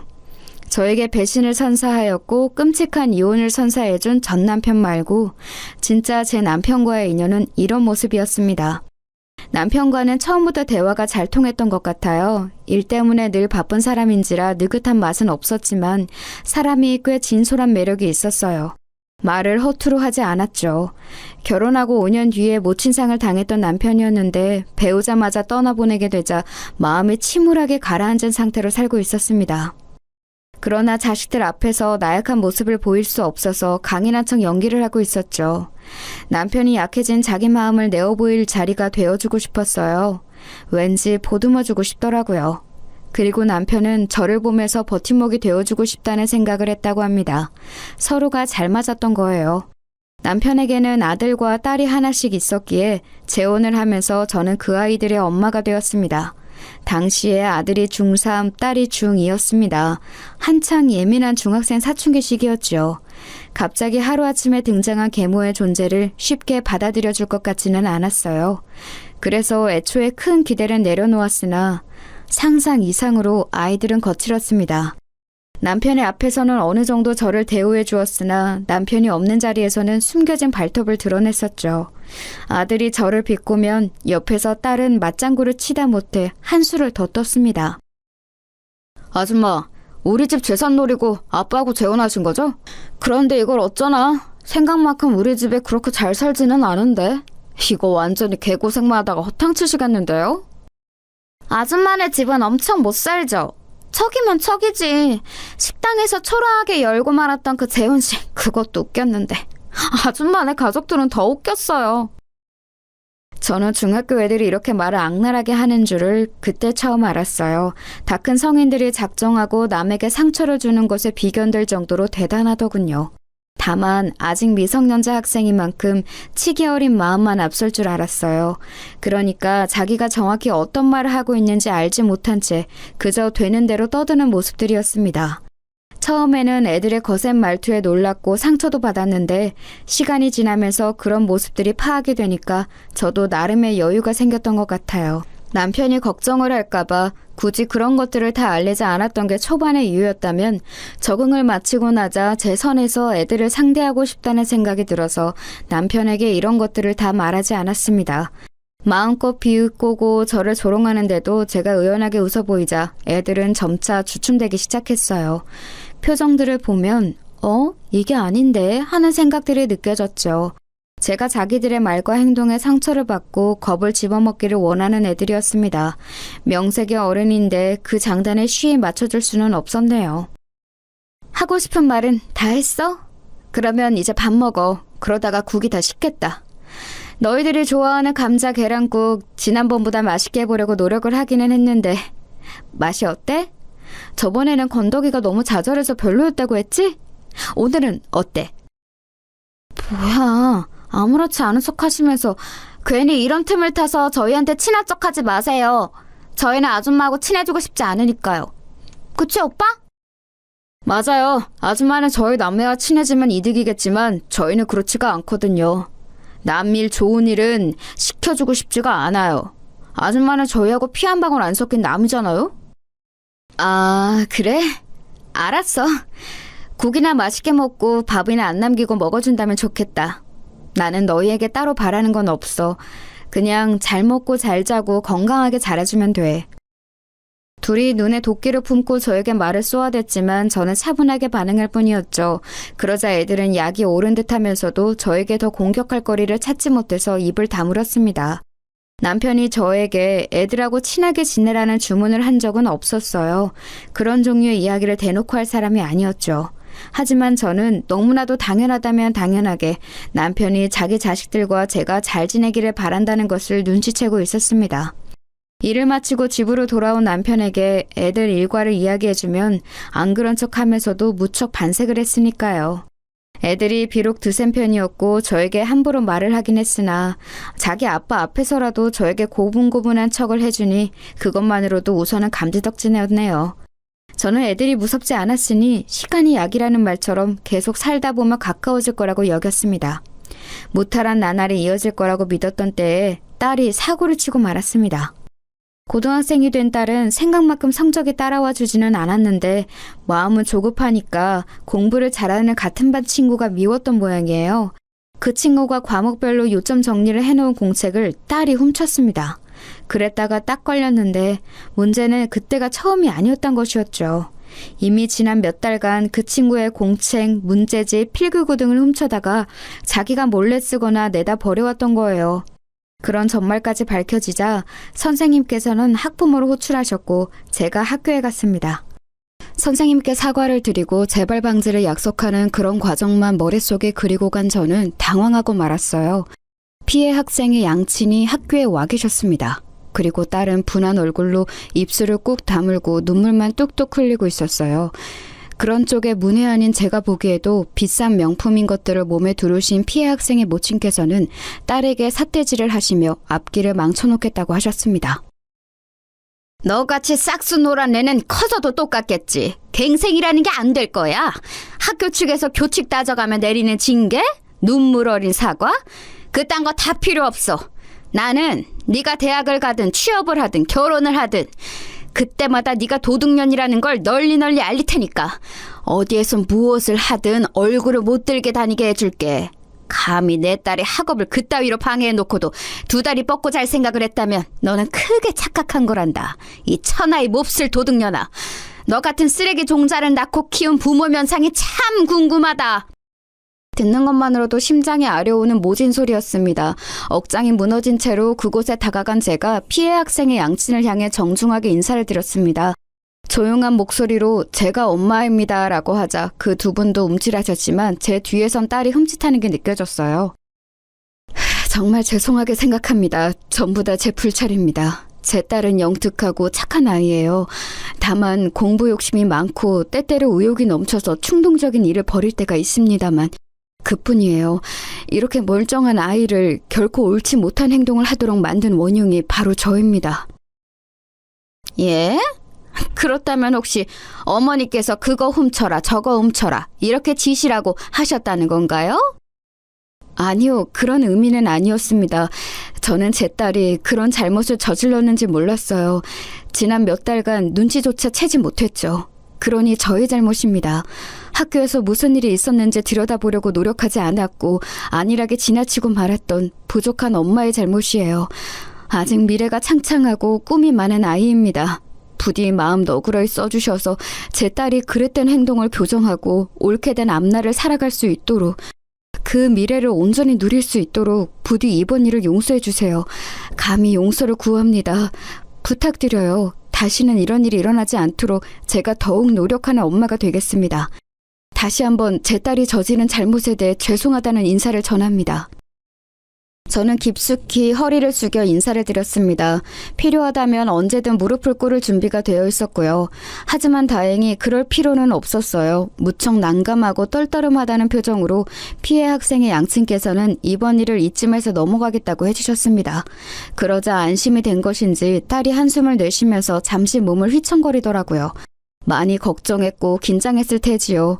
피해 학생은 소위 엘리트 집안이라고 불리우는 환경에서 자란 아이였더라고요. 집안에 든든한 백이 여럿 있었으니 딸에게 보복을 가하는 것도 어렵지 않은 일이었습니다. 그런데 무사히 상황 정리가 된 거였어요. 저는 딸에게 이제 괜찮다는 표시로 어깨를 두드려 주었지만 딸은 자존심이 상한다는 얼굴로 제 손을 쳐내더니 교무실을 떠나서 교실로 가버렸습니다. 그리고 남겨진 저에게 피해 학생의 모친께서 슬그머니 다가오시더니 이런 말씀을 남기셨어요. 제가 전에 친엄마가 돌아가셨다는 것 같던데 그럼 어머니께서는 새엄마이신 거죠? 조심하세요. 오시기 전에 무슨 일이 있었던 줄 아시나요? 저희한테 돈 많다고 떵떵거리지 마라. 어차피 목숨은 똑같이 한 개다. 이런 소리를 했습니다. 아휴, 저는 그게 왠지 섬뜩하게 들리더라고요. 저는 그냥 맞장구를 치듯이 네 하고 말았지만 왠지 그 문장을 곱씹어보자 조금 무섭게 느껴지기도 했습니다. 하지만 깊이 생각하면 저에게 득이 될 게 없을 것 같아서 그러지는 않았네요. 딸을 도와주었던 그 사건 이후 남편이 저에게 보내는 신뢰는 더욱 깊어졌고 딸은 더 이상 제 면전에 대고 조롱하며 비꼬는 행위를 하지 않았습니다. 오만방자한 그 태도는 여전했지만요. 수험생 신분을 방패 삼아서 왕노릇을 하였던 아들은 수능을 코앞에 두고서는 더욱 예민하게 굴었어요.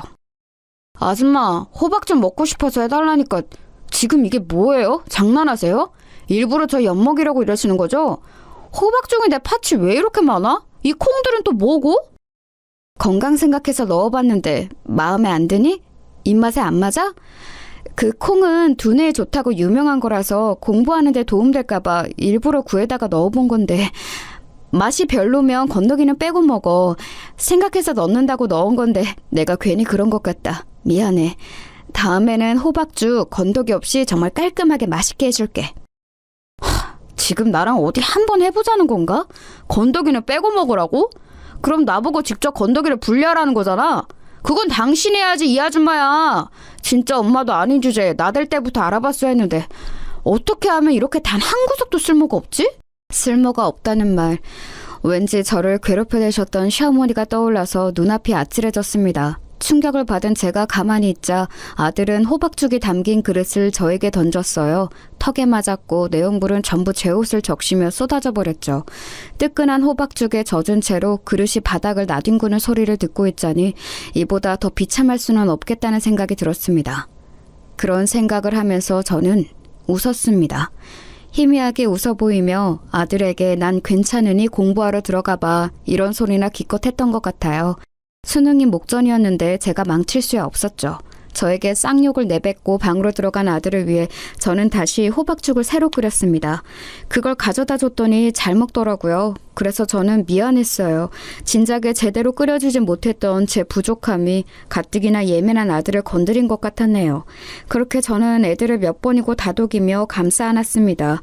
부정할 수 없는 제 자식들이라 여기면서 늘 웃으며 참았고 인내하였고 삐뚤어지는 애들을 붙잡고 바른 길로 이끌었어요. 아들이 여자친구의 이별 선언에 군대에서 탈영할 뻔했을 때 필사적으로 막았고 딸이 10살 연상의 사업가와 눈이 맞아서 대학 자퇴하고 결혼을 하겠다 했을 때 온갖 욕을 먹으면서도 목숨 걸고 막았습니다. 결과적으로 그 사업가는 완전히 사기꾼이었지요. 이런 건 단적인 예시일 뿐 제가 애들 인생을 위해 나선 순간은 수도 없었네요. 남편이 그랬습니다. 내 자식들이지만 가끔은 당신을 괴롭히기 위해 태어난 악마들인가 싶을 때도 있어. 저는 그런 소리 하지 말라고 나무랐고요. 둘 다 성인이 되었을 때 남편이 엄포를 놓아서 애들은 저를 이제 아줌마가 아닌 엄마라고 불렀습니다. 처음에는 끔찍하게 그 호칭을 싫어하더니 점차 익숙하게 저를 엄마라고 부르더군요. 그 변화가 저는 감사했습니다. 비로소 애들 앞에서 의연하게 굴기 위한 웃음이 아닌 제 안에서 우러나오는 미소가 지어졌네요. 자식 키우는 보람이 이런 것이구나, 이런 감상이 드는 순간이면 저는 어김없이 제 딸이 생각났습니다. 제가 배 아파서 낳은 친딸 미양이 말이에요. 남편은 당연히 미양이의 존재를 알았지만 애들은 몰랐습니다. 함께 지내다가 자연스레 밝히는 게 원래 계획이었는데 제가 애들을 직접 겪어보니까 아무래도 알렸다가는 역효과만 날 것 같았어요. 밝히는 순간부터 제 친딸 미양이를 들먹일 게 틀림없었죠. 그래서 꽁꽁 감춰두고 산 제 딸 미양이를 저는 먼 발치에서만 3번 보았습니다. 첫 번째는 미양이가 저를 찾아왔던 때였어요. 저는 그날따라 애들과 집 근처 새로 생긴 돼지갈비 가게에서 외식을 하고 집으로 걸어오던 길이었어요. 그런데 집 근처로 왔을 때 누가 저희 쪽을 빼꼼 쳐다보고 있었습니다. 목도리로 얼굴을 가리고요. 제가 그쪽을 보자 얼른 후다닥 도망을 가더군요. 그리고 이튿날 제가 깨달았던 거예요. 그 목도리 제가 옛날에 하고 다녔던 것이라는 사실을요. 그 사람은 바로 제 딸 미양이가 분명했습니다. 어떻게 주소를 알았는지 저를 용케 찾아온 미양이가 저도 너무 보고 싶어서 전 남편을 찾아갔어요. 그랬더니 전 남편과 재혼한 여자가 같이 있더군요. 둘 사이에서 태어난 어린 아들도 있었고요. 미양이 우리나라 최고의 명문대 들어가서 지금 잘 지내고 있으니까 신경 끄고 네 인생이나 살아. 너를 찾아간 거 그게 뭐 어때서? 낳아준 친엄마니까 한 번쯤은 그냥 궁금했겠지. 그게 다야. 괜히 의미 부여하지 마. 그런데 언뜻 봐도 왜 이 집에 미양이 흔적이 없어? 대학 다니느라 자취하기 때문이라고 보기에는 아예 아무 흔적도 없는데? 내 눈은 못 속여. 미양이 지금 어디서 지내는 거야? 내 딸 만나게 해줘. 저는 눈이 뒤집혀서 전 남편에게 달려들었고 그러자 재혼한 여자가 저를 거칠게 떼어냈습니다. 저보고 구질구질하게 굴지 말고 꺼지라고 하더니 제 머리채를 잡고 현관 밖으로 끌어냈어요. 엉덩방아를 찧은 저에게 발길질까지 하려고 해서 저는 그걸 피하려다가 계단 아래로 굴렀습니다. 전 남편이 깜짝 놀라서 저에게 달려오려고 하다가 멈칫하고는 헛기침을 하더군요. 야, 너 우리 엄마 손에 죽고 싶은 거 아니라면 그냥 곱게 가라. 그게 네 신상의 이로운 길이야. 미양이는 제발 찾지 말고. 네가 없었기 때문에 잘 자라는 아이야. 저는 눈물을 훔치며 절뚝이는 다리로 집에 돌아왔어요. 제가 절뚝거리는 걸 보고도 TV를 보고 있던 아들은 하품을 크게 하며 부침개 해달라고 하였고 방에서 나온 딸은 내 큐빅 귀걸이 한 짝 못 봤냐고 물었습니다. 그게 다였어요. 그날 늦게 귀가한 남편이 제 다리를 보더니 화들짝 놀랐고 어쩌다 이랬냐고 괜찮냐고 난리법석을 피웠습니다. 저를 걱정해주는 반응에 고작 그것만으로도 울컥해서 저는 빨리 대답을 못했었죠. 제가 조용히 눈물을 흘리자 남편은 가만히 저를 안아주었습니다. 재혼으로 만난 이 남자에게서 늘 위로를 받았고 평안함을 느껴온 바였어요. 그랬기에 성격 포악한 애들을 인내하며 살아올 수 있었죠. 왜냐하면 이 남자의 자식들이니까요. 결코 포기하거나 저버릴 수 없었던 이유였어요. 그리고 세월이 흐르면서 저도 애들에게 인간적인 정이라는 게 들어보니 모양이었어요. 절뚝이며 걷는 저를 보고도 본체 만체 굴었던 애들이지만 전혀 밉지 않은 걸 보면 어찌됐든 제 자식이라는 게 느껴졌죠. 저는 그 이후로 제 친딸 미양이를 보고 싶어서 다니는 학교에 몰래 찾아갔습니다. 먼말치에서 미양이가 벤치에 앉아 음료수를 먹으며 책을 읽는 모습을 아주 한참이나 지켜보았어요. 미양이가 자리를 뜰 때까지 말이죠. 몇 달 뒤에는 도서관 앞 계단에서 친구와 이야기를 나누는 모습을 지켜봤고요. 학교는 드넓었고 제가 미양이가 듣는 강의를 아는 것도 아니었기에 무작정 찾아가는 도박을 한 것 치고는 그래도 흐뭇한 성과였네요. 미양이가 졸업한 이후로는 보러 갈 수가 없었고요. 결혼을 하게 된다면 그때는 왠지 저에게 연락이 올 것 같은데 과연 어떻게 반응을 해줘야 할지 저는 벌써부터 그런 고민을 하고 있었습니다. 그리고 예고 없는 비극이 저를 찾아왔어요. 고향 친구들과 오래간만에 만나서 낚시를 갔던 남편이 싸늘한 주검이 되어 제 곁으로 돌아왔습니다. 물에 빠진 학생을 발견하자 구하려고 뛰어들었다가 그렇게 되었어요. 그 학생은 살았으나 남편은 영원히 잠들고 말았습니다. 저는 차갑게 식은 남편을 붙잡고 세상이 떠나갈 듯 울었습니다. 도대체 왜 이런 비극이 일어나야만 했는지 이해할 수 없었고 이해하고 싶지도 않았어요. 극심한 충격으로 저는 며칠간 말도 하지 못했습니다. 실어증을 잠시 앓은 거였죠. 그만큼 절망에 빠져있던 제 눈에 애들이 들어왔어요. 다 큰 어른이 되었지만 여전히 정신적으로 제 눈에는 미성숙해 보이는 애들. 어렸을 때 엄마를 잃었고 다 크고 나서는 아빠까지 잃게 된 애들. 그 애들은 제 자식들이었습니다. 제가 애들을 위해서라도 무력하게 주저앉아 있을 수는 없다는 생각이 들었어요. 크게 낙심해서 우울해져 있는 애들을 다독이기 시작했습니다. 하늘나라로 먼저 여행 간 아빠 보시기에 부끄럽지 않은 인생들을 살았으면 좋겠다며 그런 격려와 응원의 말을 끊임없이 해주었죠. 애들은 점차 기운을 차렸고 각자 취업도 했으며 결혼을 전제로 하는 진지한 연애들도 시작했습니다. 남편이 떠난 이후에 진작에 내놓았던 집은 급한 게 아니었으므로 가격을 낮추지 않았는데 꽤 오래 걸려서 매매가 되었어요. 집을 판 돈은 애들에게 공평히 반반씩 나누어 주었습니다. 둘 다 나가서 살고 있었기 때문에 생활하는 것에도 아주 큰 도움이 될 돈이었죠. 미래를 계획하기에도 안성맞춤이었고요. 다만 저에게 애들이 지나가는 말로나마 저는 제 몫을 챙기지 않아도 되냐고 물어보지 않는 게 살짝 서운했네요. 시간이 지나자 제가 먼저 연락하지 않으면 연락을 하지 않는 애들의 태도에도 왠지 섭섭함을 느꼈고요.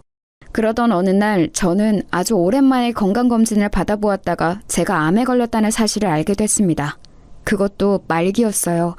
몸이 안 좋다고는 생각했었지만 암과 연결 지어볼 생각은 한 적이 없었기에 하늘이 무너지는 듯 했습니다. 저는 당연히 곧장 애들에게 연락을 했어요. 병원에 있다고 아주 중요하게 할 이야기 있으니 꼭 와달라고 그랬습니다. 내가 암에 걸렸대. 그리고 지금 상태가 말기라서 마음의 준비를 하고 있어야 할 것 같대. 나는 아직 너희 아빠를 따라갈 준비가 안 됐는데 나 어쩜 좋으니? 네? 암 말기라고요? 그럼 돌아가시겠네요? 저 지금 여자친구하고 결혼 얘기를 하던 중이었는데 결혼식 날짜를 신중하게 한번 생각해봐야겠어요. 아예 나중으로 잡는 것도 나쁘지 않겠네요. 하실 말씀 다 하셨으면 저는 바빠서 먼저 가볼게요. 아들이 죄송하다는 표정을 지어 보이고 병실을 빠져나갔습니다. 순식간에 벌어진 상황에 저는 넋을 잃고 말았어요. 대체 이런 반응이 정상적인 것인가 가능은 한 것인가 싶어서 믿어지지 않았습니다. 이런 제 감상에 동의를 구하며 저는 딸을 쳐다봤는데 그러자 딸이 한숨을 내쉬더군요. 짜증나.